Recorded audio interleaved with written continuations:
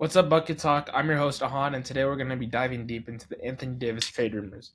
The trade rumors are swirling around the Dallas Mavericks right now, especially with the recent injury of Anthony Davis. And with the trade deadline coming up in just a month or two, and Dallas struggling to find the consistency they need, Anthony Davis is the center of a lot of trade rumors and chatter. And let's break down the latest and most realistic trade scenarios for the Dallas Mavericks and what each of them could mean for the Dallas Mavericks.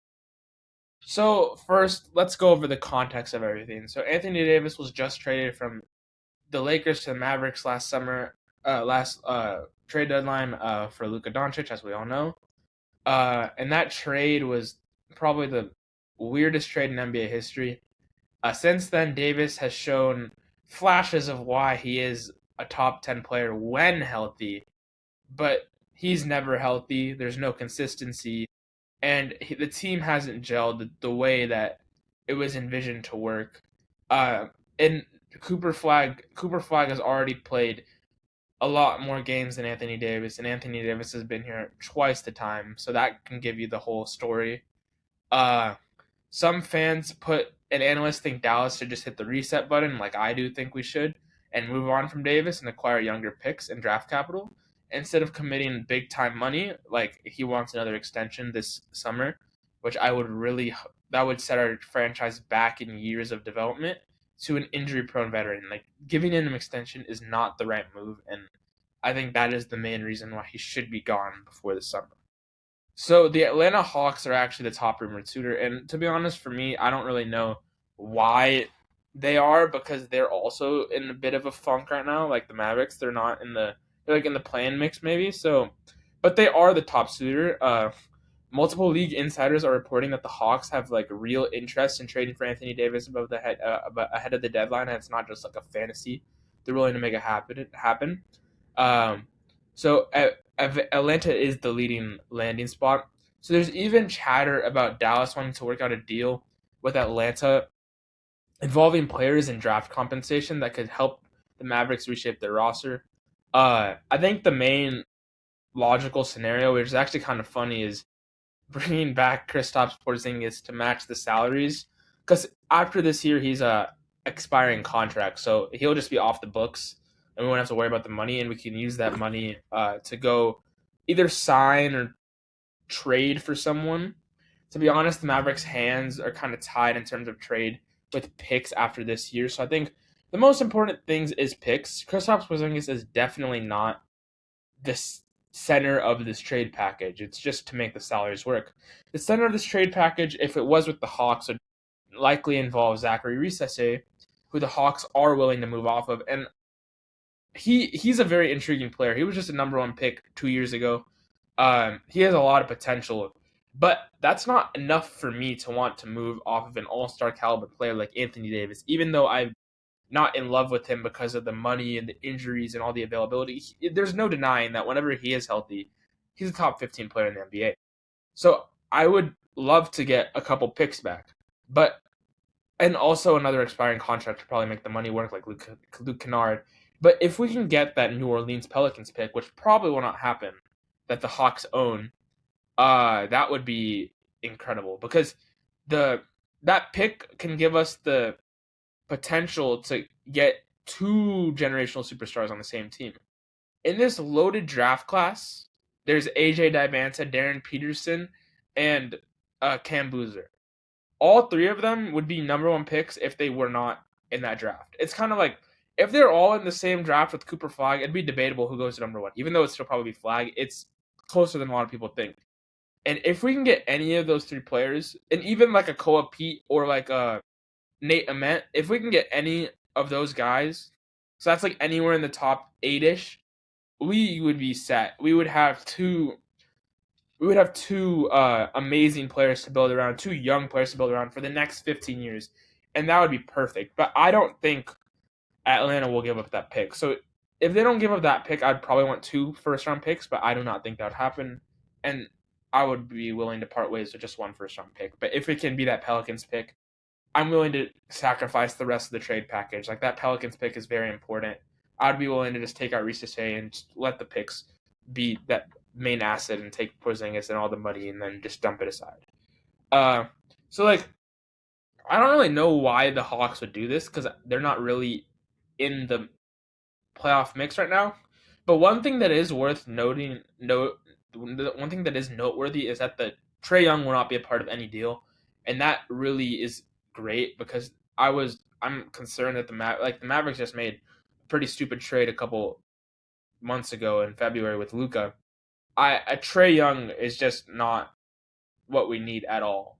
So I'm very glad. I mean, it could be a part of a three-team deal, and we'll just get the assets back that we need. But Trey Young, we do not need him, and I'm really glad that that's not even a discussion point. So yeah, just to recap, like if we can get Risachet contracts like Porzingis and Kennard to make the money work, and then that pick from New Orleans, if we can get that pick from New Orleans, discard everything else. Like that's all I want. But otherwise, just a unprotected first round pick that could be amazing for the Mavericks' future. And I think it is probably the best package out there. Another team in the mix is also, believe it or not, Golden State. And amid the recent woes, they've been the name has been floated around. Golden State is considering pursuit of Dallas Davis and Dallas because they think they need more of a rim presence and defense around Steph Curry. And to be honest, even in the Golden State dynasty days, they did lack rim presence, and they've never really had a big they haven't really had a big center. Like they've had Draymond Green, but they haven't had like someone as dominant as Anthony Davis in the middle. And I feel like this could actually be a more logical fit. Uh, the Warriors rumors are always tricky though because it's just unlikely that they would just trade pieces like Draymond Green. And to be honest, Jimmy Butler doesn't do much for the Mavericks, so it definitely have to be a three-team trade, especially because the money is so complicated with Golden State. It would have to be a multi-team trade, and even if it was just a two-team trade, the assets just for Dallas is just not worth it. Kuminga has been floated out. I love Jonathan Kuminga. I would be very interested. Moses Moody too. But I think my main thing is picks. Like if we can get good picks, because Mavericks draft capital is actually horrible after. Because a couple years ago we were contenders, so we traded away everything to get people like PJ and Gafford, and we have no draft capital now, so we need to recoup some of that draft capital. So I think the main thing is draft capital and uh young players. If we can get some really good young players like Kuminga or Moody, like that'd be awesome. And yeah, and also to expiring contracts. Like we just need to get everything off the books. We need to hit a retool, have enough money to build our own flag, have enough money to go get some other people and young players that can really help our championship hopes in the future. So we just need to get Anthony Davis off the books, get a lot of salary cap to work with, and get a lot of young players and picks. And Mavericks in a couple of years could be talked about as one of the best teams in the NBA. But we are still a little ways away. We have the development of Cooper Flag still waiting, and he's been showing great flashes. So the future could be bright. Some other teams that could be interested are the Raptors and the Pistons, and even yeah, and like because the East is wide open. The Raptors and Pistons both are in the top tier of the East, so it makes sense for them too. But to be honest, I just don't think they will trade for him. If something's working out so well, what's the point? Anthony Davis already has an extensive injury list, and you're just going to give up assets to go try and chase something, and you already have young core. It doesn't make sense, but it could be a possibility. I also just don't think they have the assets the Mavericks would want. That's why I really think Atlanta is a good team because they have that New Orleans pick, which if we can get our hands on that, that'd be incredible. And then they have Risachet, who they're willing to part ways with. So that I feel like they're the best fit, to be honest. Um, I feel like as fans, we need to be a little bit more realistic about what we could get back because as the main reason Anthony Davis is going to be traded most likely is because of his extensive injury history and his availability issues. That being said, this is the lowest his price will ever be, and that's why so many teams are interested. But it is essential that the Mavericks probably do move off of him because we cannot pay him an extension. So, like Jonathan Kuminga has been floated out if a Warriors deal were to occur, and he will be moved by the deadline regardless. So, might as well go take a flyer on him. Uh, Zachary Risachet has been floated out. Kristaps Porzingis, Luke Kennard, and like I said, picks are the main thing. However many picks we can get, go get them.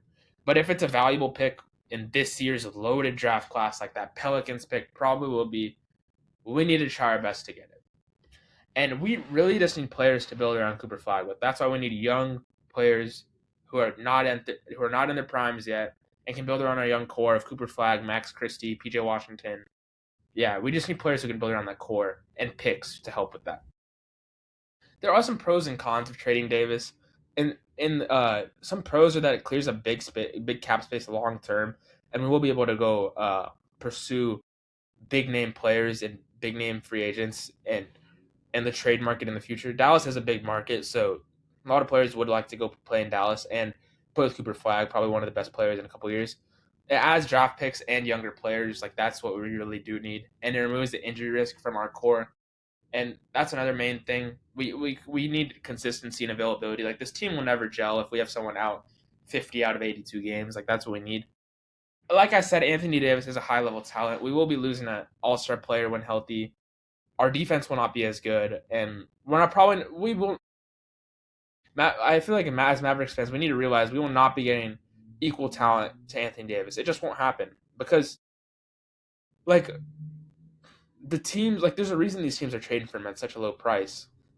He's never healthy, so I mean it's a big risk for these teams. That's why we'll never get enough talent. And if you think about it in the big picture, we really did trade Luka Doncic, and then if we do trade Anthony Davis for role players and picks, which is looking back on it, probably the worst trade ever. But I mean, what's done is done now, and all we can do is move forward, add young players to our core, add picks to our core, and go make this team amazing in the future. And we still have a veteran leader in Kyrie Irving, so not all hope is lost. We still have the man that all fans love. So, and one interesting subplot is that fans on social media are actually saying that the management should be more open to trade Anthony Davis, and I feel that too. They should be making the calls and not just taking the calls. And yeah, I don't think that's happened yet, but I feel like as we get closer to the deadline, it will.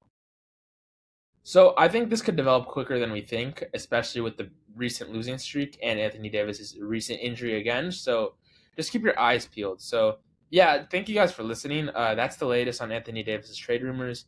Hawks seem like the biggest suitor right now. The Warriors could make a deal. We'll see how that works. And then there's a bunch of other East teams that could be in the mix, but I don't think the assets will be enough for Dallas. Uh, we do need, like I said, we do need young players and draft capital. And yeah, let me know what trade scenario you guys think would work best for the Mavs, and hit me up with social media or leave a comment down below. And yeah, we'll catch you next time on Bucket Talk.